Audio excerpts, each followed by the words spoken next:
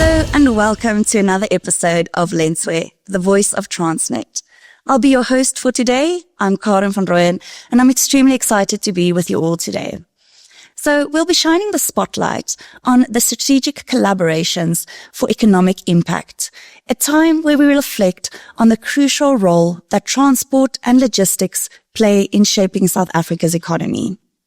So collaboration sits at the heart of how Transnet is driving change, while connecting people, markets and industries, while also supporting governance vision of inclusivity and efficient transport systems that fuel the growth for opportunity. So with me today, we have someone who is at the forefront of this vision, Ms. Yolisa Kani, and she is Transnet's Group Chief Business Development Officer. What a mouthful, but so welcome to you and thank you for joining us. Thank you, Karen, and thank you for inviting me. What does your role entail as the Group Chief Business Development Officer? It's a very interesting portfolio, if I might say, Karen, in the sense that it cuts across the entire I suppose, companies' value chain and operating divisions. I mean, to put it loosely, we say it's a hodgepodge. It's literally a potjikos. On the one hand, we are responsible for our top 20 customers under Group Commercial. The top 20 customers are integrated and strategic to the organization. They are responsible for 80% of our revenue.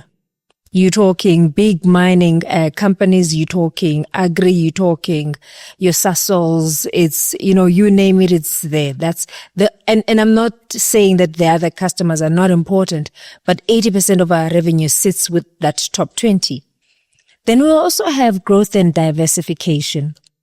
This is a team that is responsible for finding opportunities for the organization across the region, whether it's in South Africa or outside. We've gone as far as Benin, right?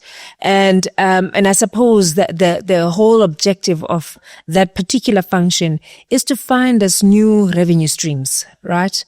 We also, and I don't think many people know about this, we are responsible for our heritage assets.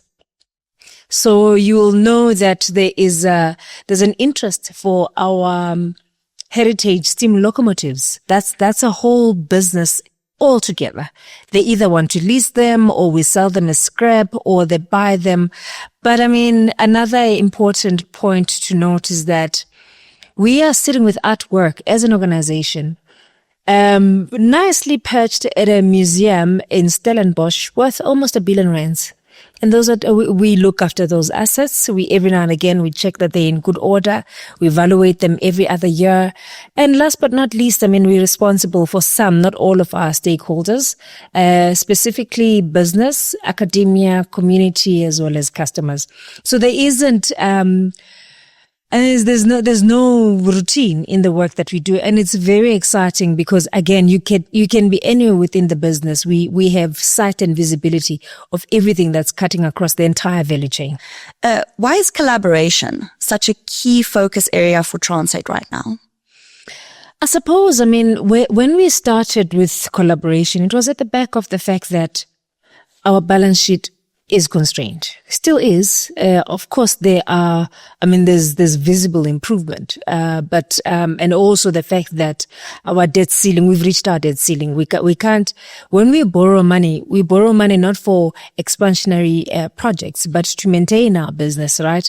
So we thought, if we are to grow beyond what we are currently doing, it only makes sense to bring other partners on board, whether it's investors, whether it is our customers.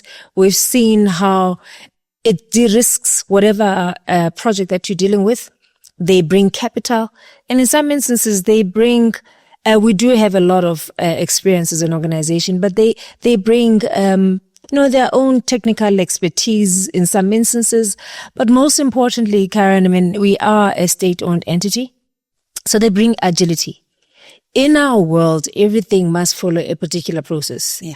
In the private sector, if you want to procure compressors, you do that. And probably within 2-3 months you have it. In our case, if you like, it will be 3 months, but usually it does take longer than that. So yeah, that's the importance of having to lean on our customers and the private sector to push the agenda of growing the volumes. And definitely with collaboration, it also ensures just economic growth and overall. Yeah. So it's not just Transnet growing, but the whole economy. The entire South Africa grows. South Africa grows. But also, I mean, what we found, and it's unfortunately quite a sad story to be told, is that when we procure, we pay for the same thing. We can easily pay 20% more than what the market would ask of a private company for the same product. Because of our name, because of the influence we have. And it's the mistaken belief, it's the fallacy that government has a bottomless pit of money that it uses just about anyhow. Rather unfortunate, but we found that, when we get our customers to buy some of the things that we need, it usually works out not only just faster, but also cheaper. Especially when we're in the same boat, then we're all rowing in the same direction. 100%. No, definitely. Thank you so much for that. So I want to dive into the major developments at Transnet. Yeah. So recently we issued a request for qualification, which is an RFQ, and to establish a leasing company. So it's commonly referred to as a leaseco. But can you explain to me and to the audience, what does leaseco mean and why is it so important for the future of South Africa? It's I'll call it a pet project of ours as business development, because leaseco didn't start recently. It's an old project. It's a project that was conceptualized from looking at the freight volumes coming from the DRC through Zambia, Zimbabwe into South Africa. We're seeing a significant decline. We understand the challenges, there are many. One of them being the dilapidated or the state of the infrastructure, the sovereignty of these countries. So there was just no coordination or, common approach to customers. But at the end of the day, what we're seeing is that we're missing an opportunity of cargo going up all the way to the DRC. We're talking sulfur, and then cargo coming down, copper, whatever the case may be. So based on studies that were done by the World Bank and the likes of Arab engineering consultants, there was an understanding that out of the many things that could be done, one of them, which is an easy pick, was establishing or rather ring fencing rolling stock for that particular corridor, which is the North-South corridor.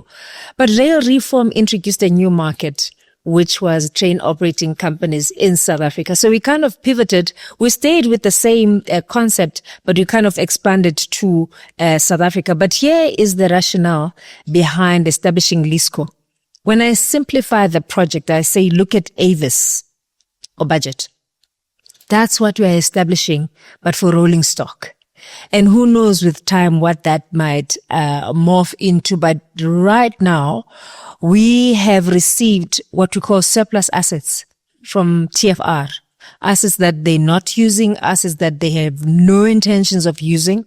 They've ring-fenced them and they said, here, you can use this to get leaseco started. And why do we want to establish leaseco? One, it is to diversify our revenue stream, because you're talking assets that are otherwise sitting and not in a good state. They're being vandalized, being cut into small pieces, and of no use. But in actual fact, if you could spend money refurbishing those assets, they generate revenue. We have seen it happening. It is happening right now. So first and foremost is to diversify our revenue as Transnet. But secondly, it is in support of the rail reform. So the train operating companies that have been issued with slots by a trim, 7 out of the 11 have come to us for rolling stock. It's the quickest and the cheapest way of acquiring locomotives as well as wagons. Sadly, what we've seen is that the demand seems to be exceeding what we have. It's a nice problem to have, if I may put it that way. Definitely. But we're hoping that by April next year, we'll have a private company on board, and that private company will bring us the much needed capital so that we can refurbish as well as buy new rolling stock. We're hoping that they will have the expertise for leasing. We're not quite strong in that space. We're doing it for Zimbabwe and Zambia, but we have not necessarily excelled at it. But lastly, I suppose we're looking to them to actually introduce us to new markets. So absolutely amazing. We think it's going to change the game in logistics. And I am so is my team. Every single person at BD, one way or the other, is involved in the project. Oh, it's wonderful to hear, because we have these pits that are draining our revenue, and they are in fact actually a core of what can be used to increase our revenue. And it's wonderful to hear that is being changed. It's being swapped to the complete opposite. We've already signed a contract. One contract is signed. I'm sure by the end of the week I would have signed 3 more. So yeah, just a round of applause, right? No, it's actually quite exciting. I'm very pleased with the progress of the project. No, just a big congratulations to you and your team for all of these achievements. Thank you. So, I'd like to go into how LeaseCo fits into the broader rail reform program. I've seen you've touched on it now, but particularly in addressing industry competitiveness, so that the private sector is starting to participate. We also have Transnet's long-term sustainability that we need to take into account.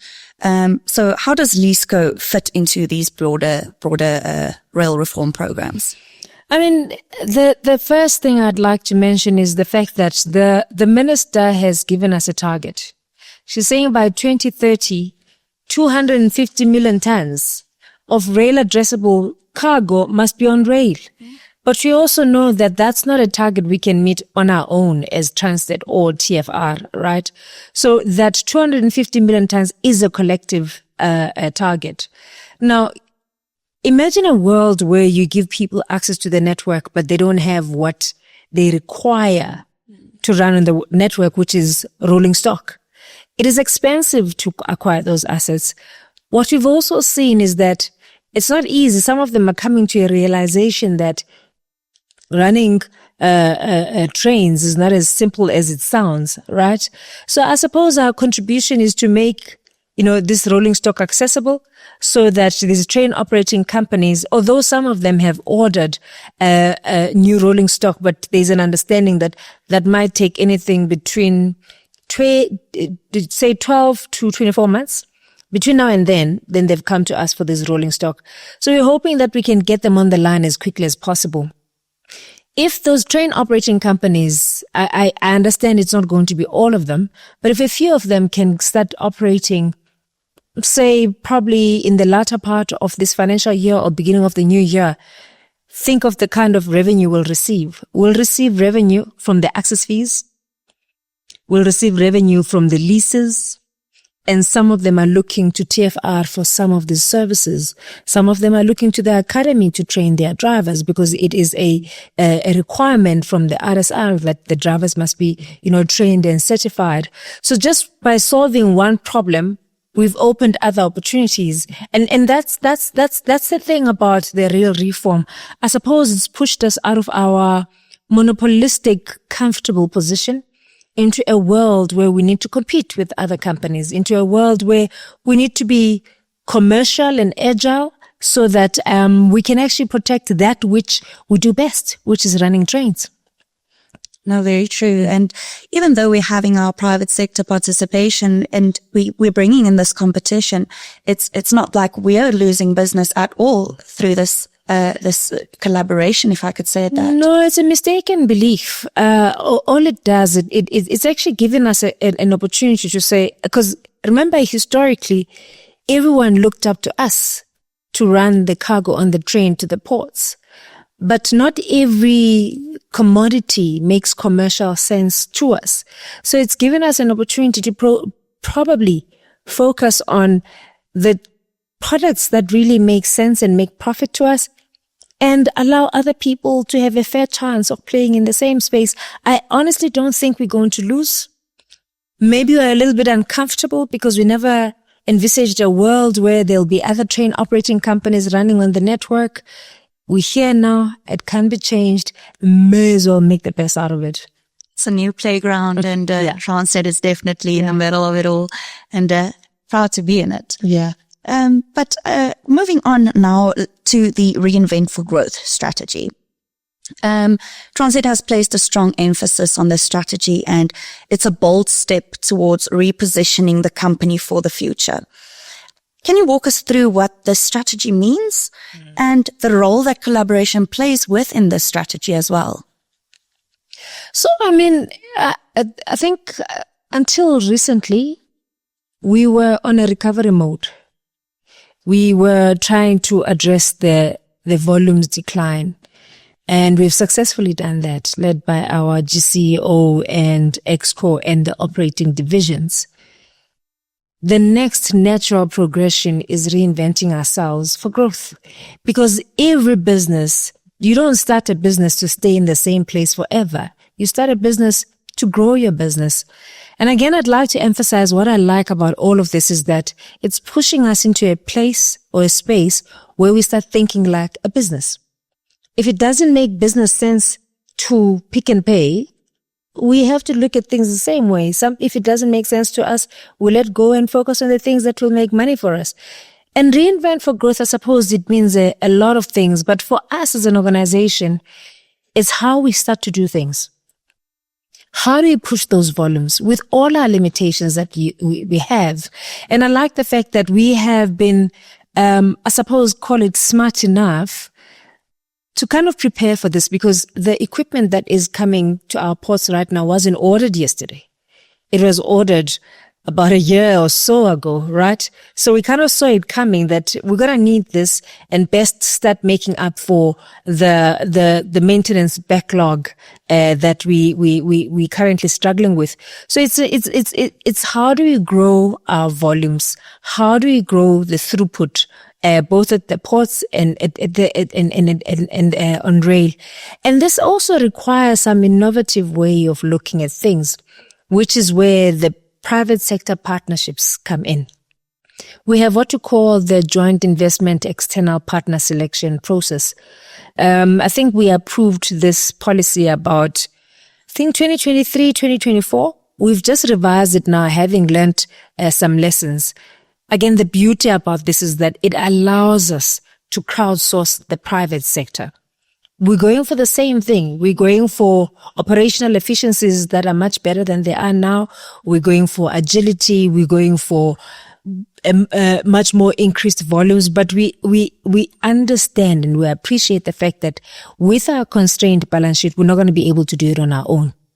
And the last piece, I suppose, of reinventing ourselves for growth is that we are an essential cog of the country's economy. I've been through one strike. I never want to go through something like that again. Everything comes to a standstill.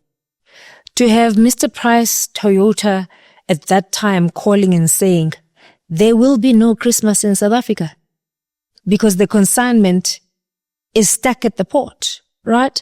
So I suppose it's that appreciation of the fact that when we move the volumes, when Transnet moves, South Africa thrives, right?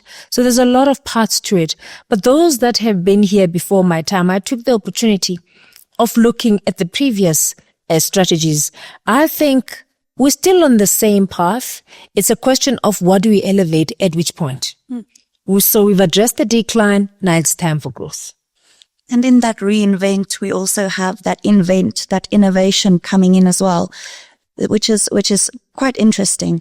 And it's nice to see how that invention or how that innovation is being implemented, not just within Transnet, but within the business development itself and in your space. But what I wanted to ask is what are some practical ways that partnerships and innovation will help Transnet achieve the goals of the Reinvent for Growth strategy? So we've tested some of them. And I mean, we've pulled on 3 levers, the third one being a new baby. The first one is JIPS, as I've explained. So in the past, and when I started here at Transnet, somebody with an innovative idea would call me or write to and say, I'd like to partner with this, with Transnet on this. our hands were always tied to our backs. There wasn't much we could do because what dictates how we do business was always the PFMA. So GIPS allows us to have these partnerships. I'll give you, we've spoken about Lisco. Lisco, we went to market. The response was quite exciting. We had about 14 respondents. And out of those 14, we've come out with 2 contenders that would like to take through the process. TPL, and we've worked with TPL on this project, wanted to diversify rather their business. So they went and looked for a partner, and with that partner, they bidded for the Richards Bay liquid natural gas terminal. They won the tender. They are busy in partnership now on a 75-25% shareholdership with Volpec. That's another success story. But also PSPs have been happening at the port terminals because TPT is not the only terminal operator. So that's number 1. Number 2 is we've got what we call the mutual cooperation agreement. Mutual cooperation agreement allows us to have the customer step in when we need them the most. So for instance, if there's a derailment and we know on our end it's going to take long to procure, even though it's an emergency, we're still allowed to deviate from normal processes. It's still not as fast as it is for the private sector. So it might take us 10 days to clear something that takes them 3 days to clear, right? So we've got the MCA.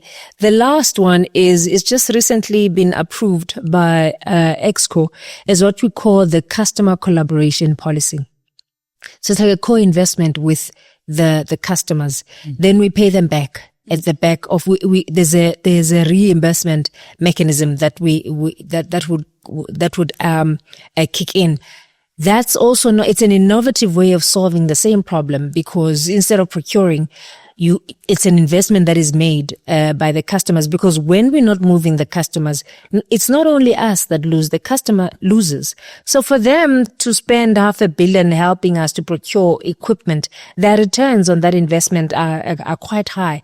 So so those are the 3 mechanisms or levers that we can pull to just make sure that our reinvent for growth not only happens, but it happens faster. It becomes a reality, right?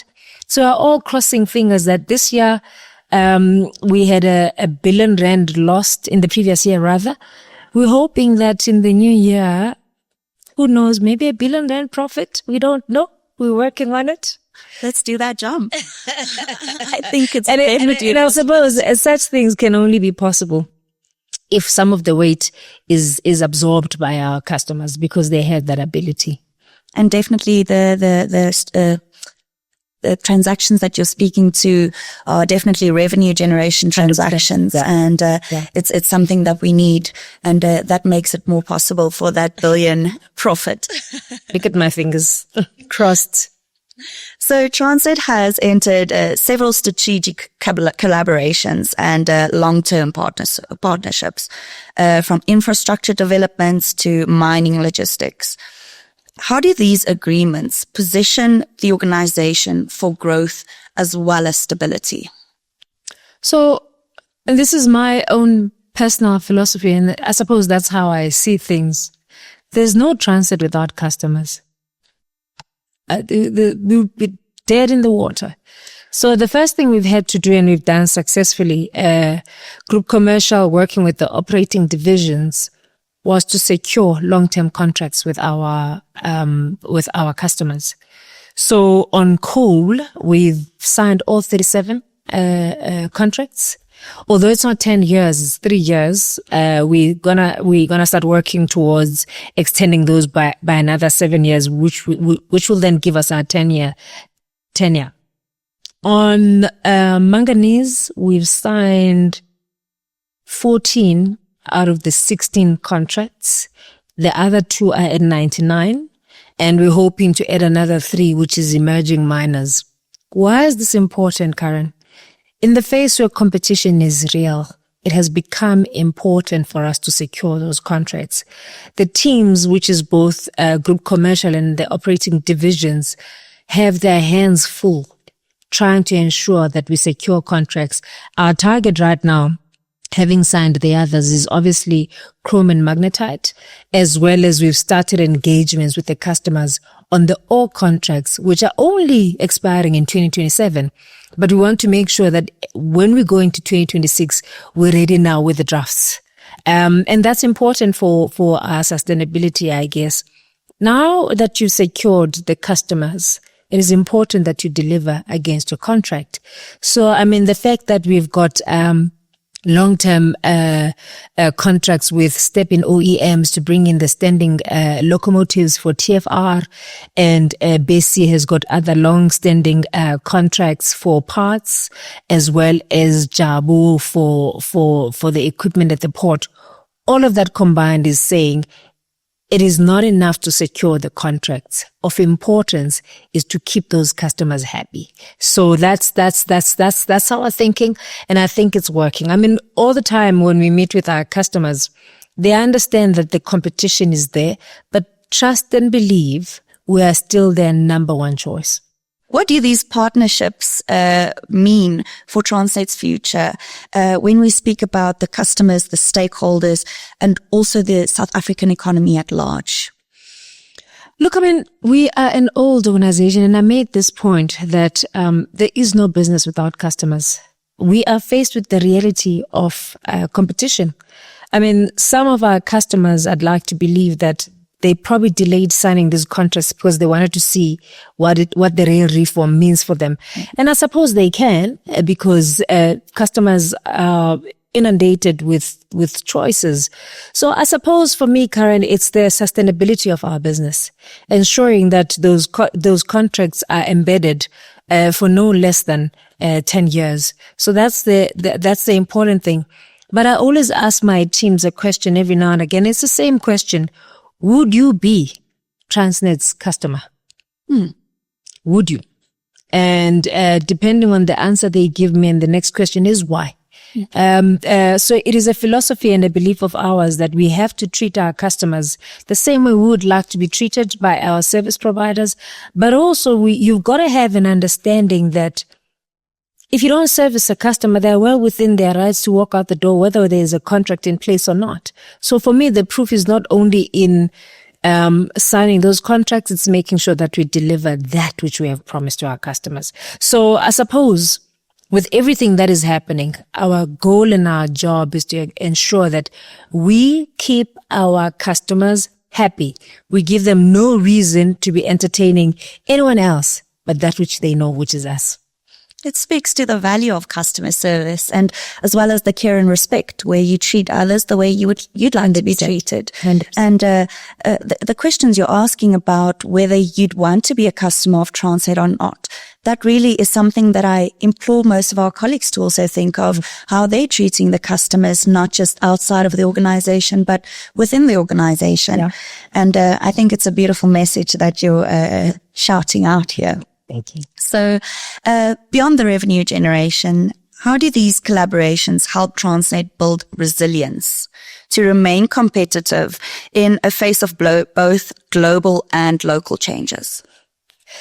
So there's a lot of things that we've done with our customers that under normal circumstances would not have happened.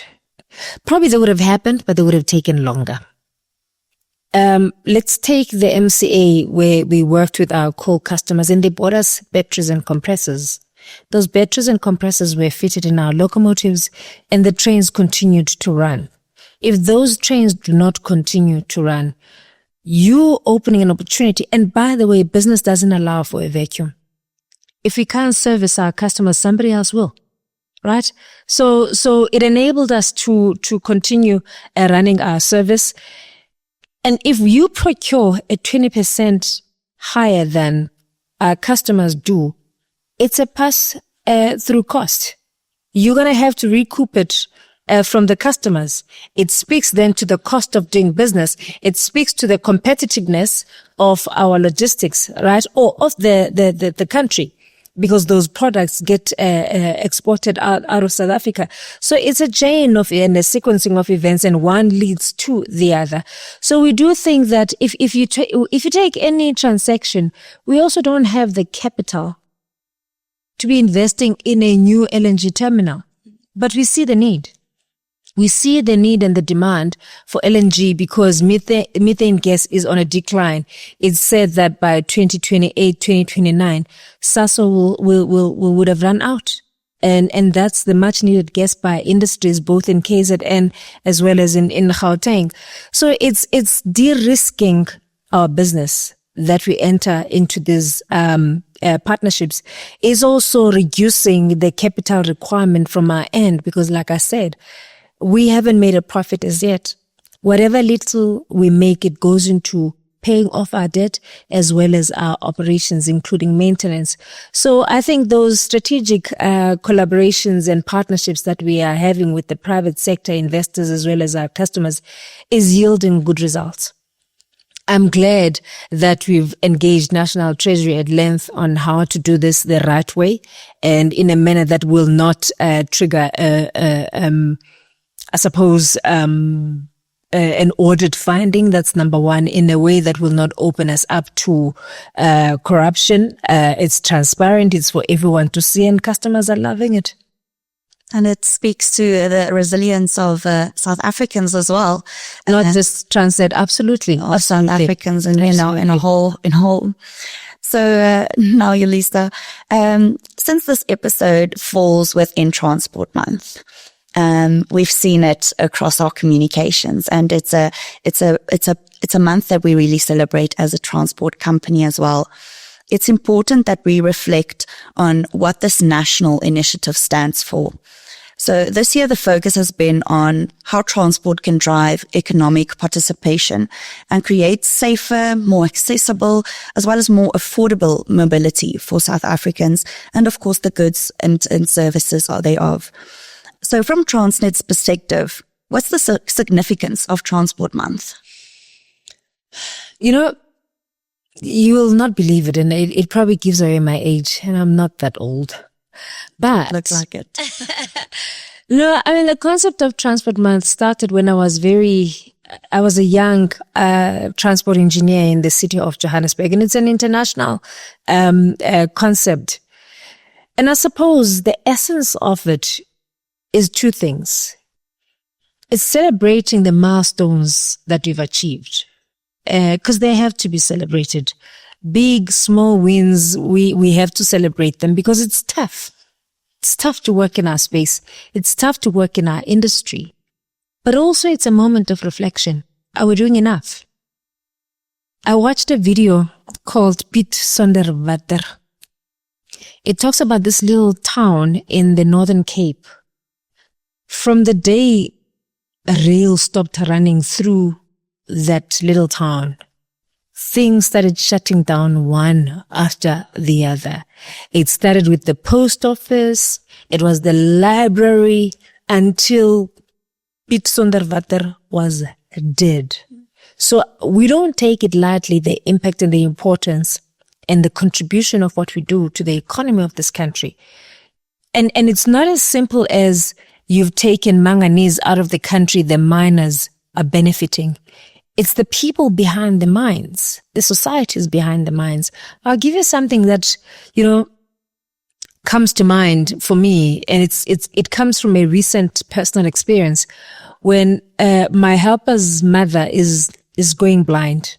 It's gradually going there, and she needs help, and she's been waiting for an opportunity. They're based in the Eastern Cape to have an operation, and every time she goes to this particular hospital, the dates get moved. And she came to Joburg. After one or two visits to a number of clinics, eventually she secured an appointment for surgery on the 3rd of December. And immediately after that, I see something on LinkedIn about Pello Pepper with a sharp focus on the services with the ophthalmology or whatever you want to call it. I was like, that is our purpose. That is our purpose. Changing people's lives, making sure that the societies in which and through which we work are left in a much better state than they were before. Sadly, Pello Pepper will not be found in Tanzania, and I'm talking about one case which is dear to me. But there are hundreds of other people that have benefited from this service that quietly does its job without fair no fanfare, proud of that service. But again, Karen, all I'm saying is that those are things we celebrate, but then you have to start thinking, I wonder if we could bring the likes of the discoveries and start having pillow peppers throughout the country. What's wrong with that? Oh, I'd be in absolute agreement with that. Because Bella Pepper is really touching so many lives. If you think just one person having to go to an eye clinic, having their vision improves, really it touches in their daily lives. It touches how they do their daily tasks and how they can provide for their families. And that has such a ripple effect across the economy from just touching one life through that service. 100%. So Pillow Pepper all the way. So how do these partnerships tie into the governance broader vision of an inclusive, reliable, and economically enabled transport system? So we have a maintenance backlog, and I'm going to use an example that I hope resonates with, or an example that will answer the question. And I keep forgetting this commission, and it was probably before most of you were born, but sometime in the 80s, a decision was taken to not for government to do two major things. One was this commission made a recommendation that government must scale back on the rail maintenance budget. Of course, they were probably under their own pressure. Sanctions were heightened, and it also liberalized the trucking industry. It was a disaster of a recipe that you and I are now solving. And in the 80s, let's just say in 1984, I was a little girl running in the streets of Nchegisa Road in Port Elizabeth, having no cooking clue that there is a place called Johannesburg, let alone Transnet. And today we're here, having to fix government decisions that were taken without thinking about what that means for the future, right? We're here now. We have a maintenance backlog. No one knows that decision was not a Michelle decision. It was not a Yolisa decision. It was not even a decision of this government and whoever else, right? But we're here now. What do we do? Government is more constrained now than it was in the 80s. So when you have customers that are saying, we are willing to assist you with that maintenance backlog, because even with spanking brand new trains, if the track is rotten, the track is rotten. That brand new train is going to derail with that cargo, right? So that's how we look at it. We are saying that we don't have 30, 40 years to wait until there is enough money to fix the problem. We're rallying the troops. We're bringing in the private sector. We're bringing in anyone who cares to be a part of it to solve the problem. So that's how it's going to help us, because we're not short on cargo. We've got cargo coming through our ears. Whether it's mining, auto, agri, there's cargo everywhere. What we don't have is a network that can carry that cargo. Rolling stock is something we can also manage, and I think we're trying to manage. But I mean, one of our other biggest problems is exactly that. It is the state of our railway line. Coupled with that is the criminal elements. If our customers do not partner with us to fight the criminal elements, and I imagine 1,500 kilometers of a cable stolen. So you start that cable here in Park Station and drive all the way to Cape Town. That's the length. How insane is that?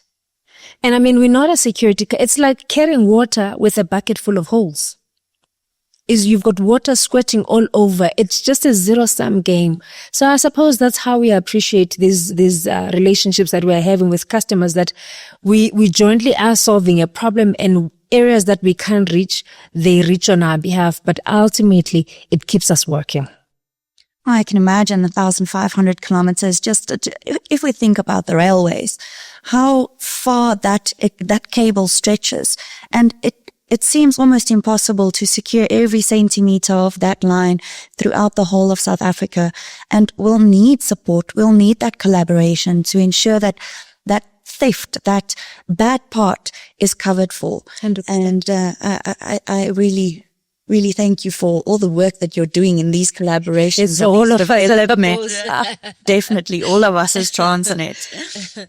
I'd like to finally wrap up with a message that you would leave with the stakeholders, the customers and the public about Transnet.